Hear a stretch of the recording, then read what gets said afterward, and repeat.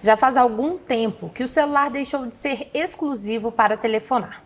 Celular para o delivery, para o transporte por aplicativo, para o entretenimento e até mesmo para estudar ou trabalhar. Se antes o uso das mídias digitais já era intenso em nossas vidas, depois da pandemia de Covid-19 ele aumentou. Mas quais serão os impactos do uso excessivo de telas para o nosso cérebro? Para responder essa e outras perguntas, no Saúde em Pauta desta edição, nós vamos conversar com a especialista em neurociência, Mel Oliane. Olá, Mel. Seja bem-vinda ao nosso programa e obrigada pela sua participação. Olá, pessoal. Um prazer estar aqui com vocês. Muito obrigada pela oportunidade. E falar sobre esses assuntos atuais são sempre muito oportunos, né, Lorena? Sim, claro, é um tema muito atual, né, Mel? Mel, para a Sim. gente começar a falar sobre o assunto, não dá para pensar em impactos no cérebro sem entender o funcionamento desse órgão tão importante. Explica para a gente, em linhas gerais, como ele se forma e se desenvolve. Nosso cérebro, ele faz parte de um sistema maior, que é o sistema nervoso central. E ele é um dos órgãos, juntamente com outros, como o cerebelo, o tronco encefálico, a própria medula espinhal, que comanda os nossos atos, o nosso sentimento, as nossas atitudes. Então, é através do nosso sistema nervoso central que a gente tem essa manifestação no meio. Lorena, eu tenho aqui comigo um amigo que chama Wilson. Essa bola de isopor, ó. Essa bola de isopor está aqui para simbolizar o meu cérebro. Então, se vocês estivessem me vendo por dentro, lá o que tem dentro do meu osso, do meu crânio aqui, vocês estariam vendo esse cérebro. Ó, os olhos e todo o meu cérebro. O cérebro não é assim redondinho, ele é bem enrugadinho. Mas isso foi o que a gente trouxe para aproximar um pouquinho mais dessa ideia.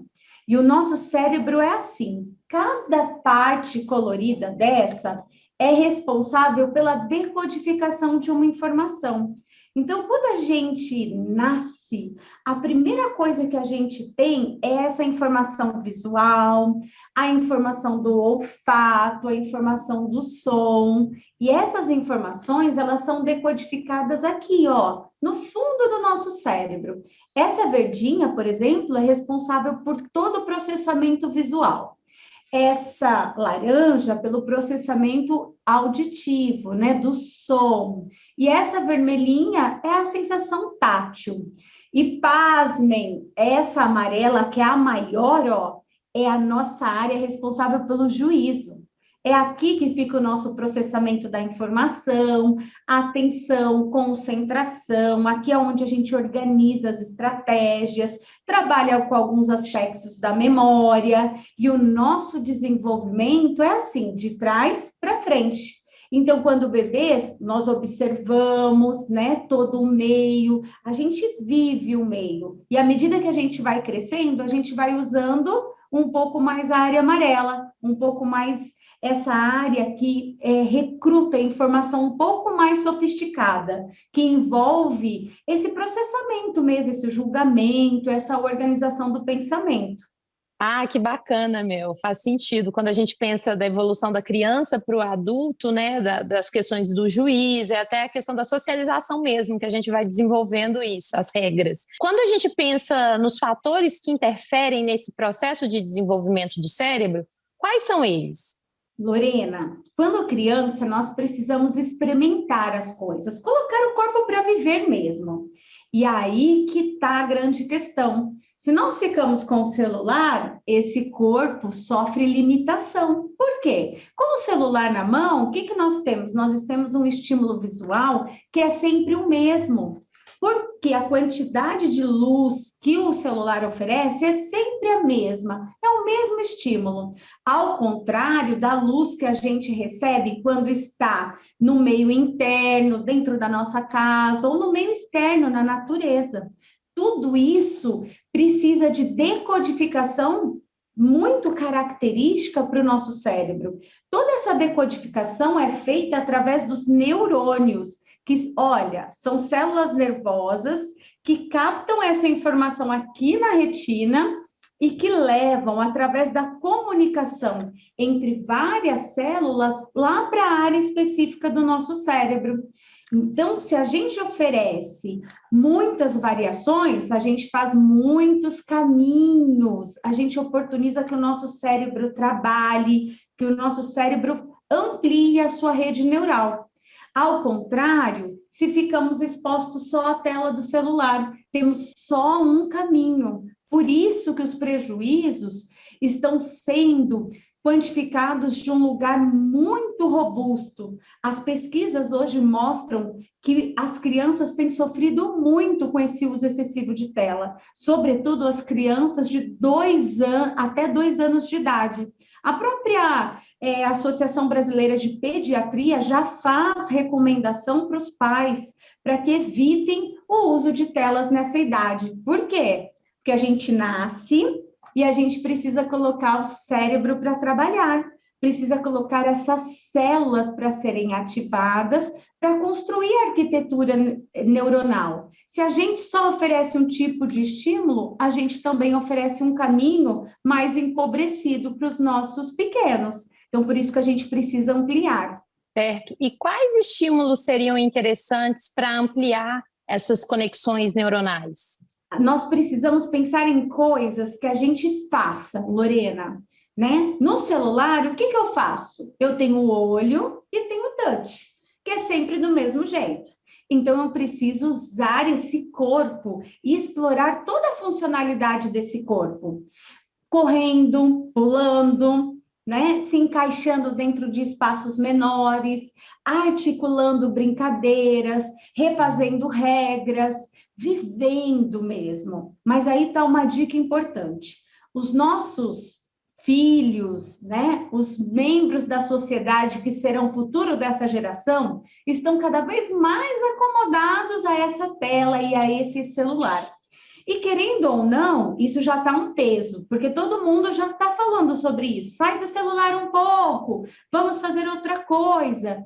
E quando você vai usar esse tipo de mediação com a sua criança, com o seu adolescente, você precisa ir de um lugar que seja um pouco mais afetuoso. Antes de falar para ele, sai desse celular, chama, vamos brincar de esconde-esconde?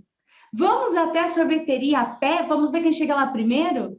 Então, esses são elementos que podem ajudar a romper esse ciclo que nós estamos vivendo com o celular.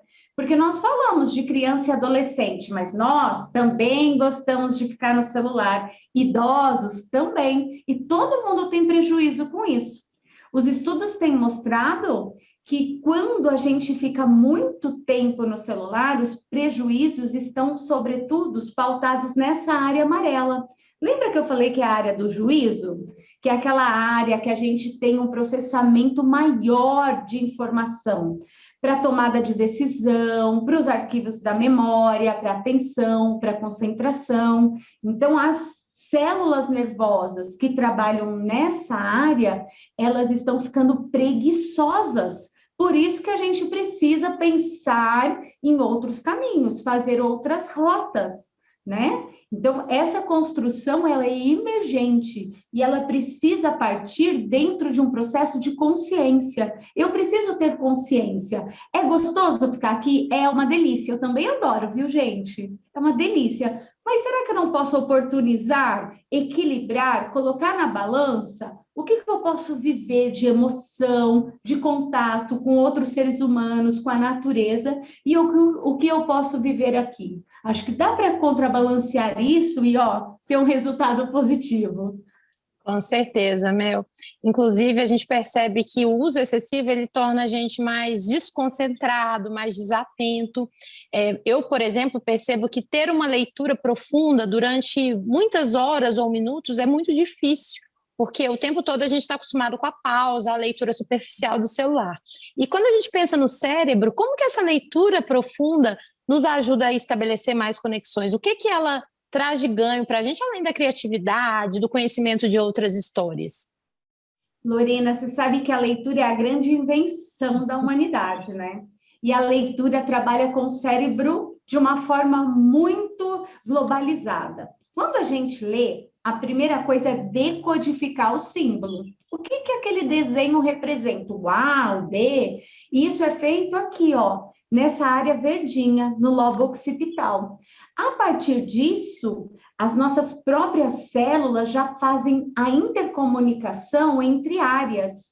E nós vamos buscando daquilo que identificamos, que decodificamos, o significado. Então, que significado tem aquela palavra, tem aquela frase, e tudo isso já vai aqui para a área amarelinha, para a composição desse fator imaginário.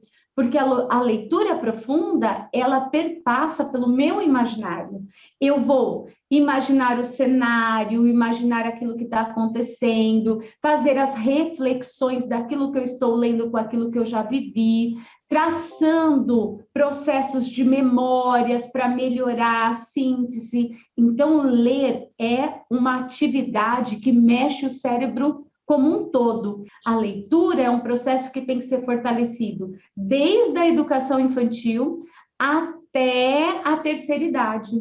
É um hábito que a gente precisa conservar, né? E independente se esse hábito será num livro físico ou no próprio celular, mas a gente precisa parar para fazer essa análise, para fazer essa compreensão da leitura de um espaço que seja mais profundo e não tão superficial, porque a gente lê no Facebook, passa rapidinho, lê qualquer notícia, né, que a gente dá aquela gugada, passa rapidinho também, tudo dura muito pouco e a gente não tem essa sequência da informação.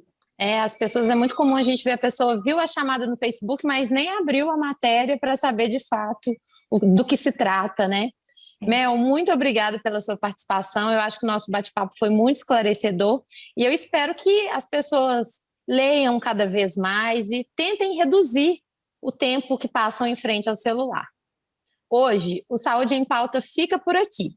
Obrigada pela sua companhia e até a próxima.